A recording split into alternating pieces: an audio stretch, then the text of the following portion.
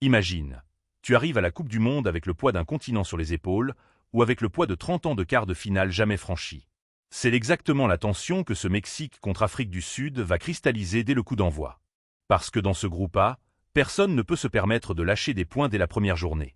La Tchéquie, la Corée du Sud, ce sont des adversaires sérieux qui attendent dans les coulisses. Alors ce match, ce n'est pas un choc de titans médiatique. C'est quelque chose de plus intéressant que ça. C'est un duel entre deux équipes qui n'ont pas le droit de rater leur départ, chacune pour des raisons profondément différentes.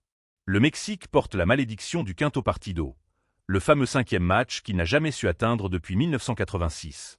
L'Afrique du Sud, elle, joue devant un monde qui commence enfin à la prendre au sérieux sur la scène continentale africaine. 15 secondes pour poser la question. Lequel des deux craque sous la pression de l'enjeu? Le Mexique, c'est une structure de club bien huilée. Une organisation en bloc médian reconnaissable, une transition offensive rapide dès la récupération et une capacité à presser au par séquence. Ce tri, c'est défendre avec discipline. C'est inscrit dans l'ADN tactique de la sélection depuis des années. Mais voilà la faille que tout le monde connaît, la gestion des matchs à haute pression émotionnelle. L'histoire récente montre une équipe capable de dominer les phases de groupe, puis de se bloquer mentalement au moment crucial. Dans ce contexte de mondial à domicile partagé, la pression sociale est décuplée. Le public mexicain sera omniprésent, les attentes seront irrationnelles, et ça peut jouer dans les deux sens, électriser l'équipe ou la paralyser. Tactiquement, on attend un 4-3-3 ou un 4-2-3-1 adaptable, avec une ligne médiane physique et technique. La principale interrogation reste la profondeur offensive. Est-ce que le Mexique peut créer du volume de tir suffisant contre une équipe qui va défendre bas et compact? C'est là que ça va se jouer. La mécanique existe. La question, c'est le carburant émotionnel.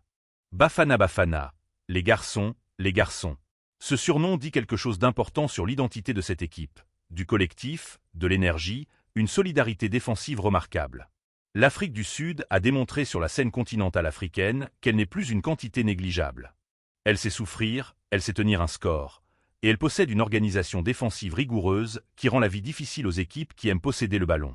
Face au Mexique, le plan de jeu s'écrit presque tout seul. Bloc bas, compacité entre les lignes et exploitation des espaces en transition rapide. 2 lignes de 4 très proches, un pressing ciblé sur les relanceurs adverses et une sortie de balle directe cherchant les appels dans le dos de la défense mexicaine. Le danger viendra des phases arrêtées. L'Afrique du Sud est physiquement imposante sur les coups de pied arrêtés et des contre-lancés depuis sa propre moitié. Mais attention, tenir un plan défensif sur 90 minutes contre un Mexique à domicile, avec le soutien du public nord-américain, c'est une épreuve mentale et physique de très haut niveau. Est-ce que Bafana Bafana a les ressources pour tenir jusqu'au bout? Ce match va se jouer dans un espace précis, la zone entre les lignes adverses. Le Mexique va chercher à circuler vite, à étirer le bloc sud-africain latéralement pour créer des espaces centraux. L'Afrique du Sud va, elle, chercher à rester compacte et à forcer le Mexique à jouer long ou à tenter des dribbles individuels. 2 choses que le tri fait moins bien que la combinaison courte. L'axe central sera le champ de bataille principal. Si le Mexique arrive à imposer son rythme de possession et à faire circuler le ballon rapidement entre les lignes, il aura la clé. Si l'Afrique du Sud réussit à rendre le jeu lent, physique et à éteindre la vitesse mexicaine, elle aura fait la moitié du travail. Les transitions défensives du Mexique seront aussi scrutées. Le tri a parfois des problèmes de replacement rapide quand il perd le ballon haut. Et l'Afrique du Sud n'a besoin que d'un contre bien exécuté pour changer la dynamique d'un match. Un détail clé, les phases arrêtées. Dans un match serré où peu d'occasions franches se créent, un corner bien joué ou un coup franc bien placé peut tout décider. Revenons une seconde sur le groupe A parce que ça change la lecture de ce match de façon radicale. 4 équipes, Mexique, Afrique du Sud, Tchéquie, Corée du Sud, qui toutes partent à 0 points. Dans un format à 48 équipes où 3 équipes de chaque groupe se qualifient, les marges sont moins étroites qu'avant, mais le classement final du groupe détermine les adversaires au tour suivant. Un premier match perdu ne condamne pas, mais il crée une pression considérable pour la suite. Pour le Mexique, commencer par une victoire, c'est presque une obligation psychologique. Pour l'Afrique du Sud, un point ou une victoire ici serait un message envoyé à tout le tournoi. Ce match, c'est aussi un duel de légitimité. Le Mexique veut prouver qu'il peut enfin passer ce fameux cap dans un tournoi à domicile. L'Afrique du Sud veut prouver que le continent africain peut imposer son jeu à des nations traditionnellement plus cotées. L'enjeu dépasse largement les 3 points en jeu. C'est une affaire d'identité footballistique. Bon, on est là pour ça. Voilà ma lecture finale. Le Mexique part favori, logique, et jouera devant un public en grande partie acquis à sa cause sur le sol nord-américain. L'Afrique du Sud va défendre dur, très dur, et le match risque d'être dense, physique, avec peu d'espace libre. Je m'attends à une première mi-temps fermée, avec le Mexique qui tente de déverrouiller sans trouver la solution immédiate.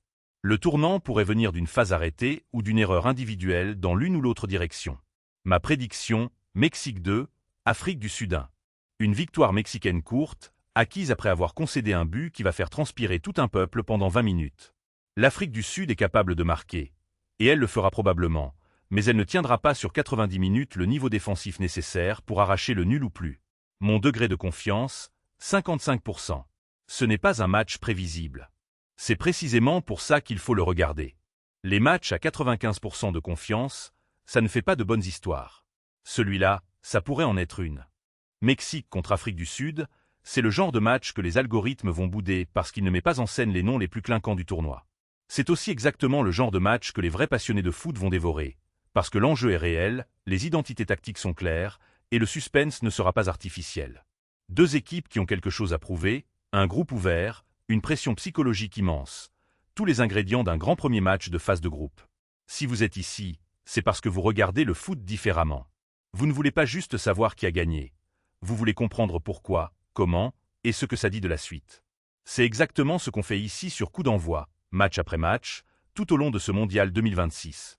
La prochaine analyse arrive vite. En attendant, dites-moi dans les commentaires. Vous voyez quoi comme score vous? Est-ce que Bafana Bafana peut créer la surprise? Je lis tout.